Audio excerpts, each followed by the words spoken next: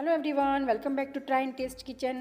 આજે હું તમારી સાથે શેર કરીશ ઊંધિયા માટેની સ્પેશિયલ ઢોકળી બનાવવાની રેસીપી. જો તમારી ઢોકળી કડક થઈ જતી હોય તો બેકિંગ સોડાનો યુઝ કર્યા વગર એકદમ સોફ્ટ ઢોકળી કઈ રીતે બનાવી એ હું તમને આજે શેર કરીશ. તો રેસીપીને એન્ડ સુધી જરૂર જોજો.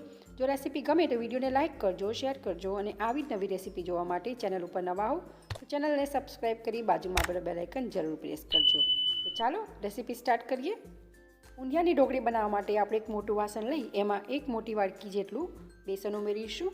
ત્યારબાદ આપણે તેમાં અડધી ચમચી હળદર ઉમેરીશું, 2 નાની ચમચી કાશ્મીરી લાલ મરચું ઉમેરીશું, 1 ચમચી ધાણા જીરું પાવડર ઉમેરીશું, સ્વાદ પ્રમાણે મીઠું ઉમેરવાનું છે અને ત્યારબાદ આપણે 1.5 થી 2 ચમચી જેટલી ખાંડ ઉમેરીશું. ગળ્યું તમે જેટલું ખાતા હોવ એના બેઝ ઉપર ખાંડ વધુ ઓછી કરી શકો છો.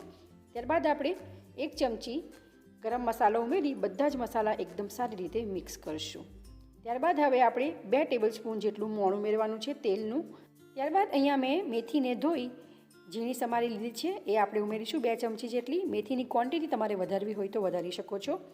ત્યારબાદ આપણે 2 થી 3 ચમચી ઝીણી સમારેલી ધાણા ભાજી ઉમેરીશું અને થોડું લીંબુ નીચોવશું. તો ખાંડ અને લીંબુનો ટેસ્ટ આ ઢોકળીમાં ખૂબ જ સરસ આવે છે. હવે આપણે બધું જ એકદમ સારી રીતે મિક્સ કરવાનું છે. અહીંયા હું બેકિંગ સોડા બિલકુલ નથી ઉમેરતી. જો તમારે ઉમેરવું હોય તો તમે ચપટી જેટલો ઉમેરી શકો છો. હવે આપણે થોડું થોડું પાણી ઉમેરી એકદમ સરસ સોફ્ટ ડોટ બાંધીને તૈયાર કરવાનો છે. તમને મારી આજની રેસીપી કેવી લાગે છે મને કમેન્ટ કરી જરૂર જણાવજો. જો રેસીપી ગમતી હોય તો વિડીયોને એક લાઇક જરૂરથી કરી દેજો. તમે જોઈ શકો છો કે એકદમ સરસ આપણો ઢોકળીનો સોફ્ટ લોટ બંધાઈને તૈયાર થઈ ગયો છે. લોટ આપણે આ ટાઈપનો સોફ્ટ બાંધશું તો ઢોકળી એકદમ સરસ આપણી પોચી બનશે. તો હવે આપણે ઢોકળી બનાવીશું. તો તમારે જે સાઇઝની બનાવવી હોય એટલું આપણે લોટ લેવાનો છે અને આ રીતે બોલ્સ વાળીને તૈયાર કરશું. જો તમારે મુઠિયાના શેપમાં બનાવવી હોય તો તમે એ પણ બનાવી શકો છો. તો આપણી ઢોકળી એક બનીને તૈયાર થઈ ગઈ છે અને આવી જ રીતે અહીંયા મેં બધી જ ઢોકળી વાળીને તૈયાર કરી લીધી છે. તો હવે આપણે આ ઢોકળીને ફ્રાય કરવાની છે.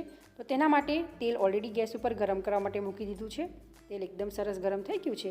હવે આપણે જેટલી ઢોકળી આવે એટલી બધી તેલમાં આપણે ઉમેરી દેવાની છે અને લો ટુ મીડિયમ ફ્લેમ ઉપર ઢોકળીને ફ્રાય કરીશું.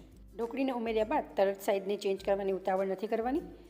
લગભગ 1 થી 1.5 મિનિટ બાદ આપણે આ રીતે હળવે હાથે ઢોકળીની સાઈડને ચેન્જ કરી બે બાજુથી આપણે ગોલ્ડન ક્રિસ્પી થાય ત્યાં સુધી ફ્રાય કરીશું. પણ એક વાતનું ખાસ ધ્યાન રાખજો કે ઢોકળીને આપણે લો ટુ મીડિયમ ફ્લેમ ઉપર જ ફ્રાય કરવાની છે. અધરવાઇઝ એ ઉપરથી એકદમ સરસ કલર આવી જશે પણ અંદરથી કાચી રહેશે. તો આ જ રીતે આપણે સાઈડને ચેન્જ કરતાં ઢોકળીને ફ્રાય કરીને તૈયાર કરી લેવાની છે.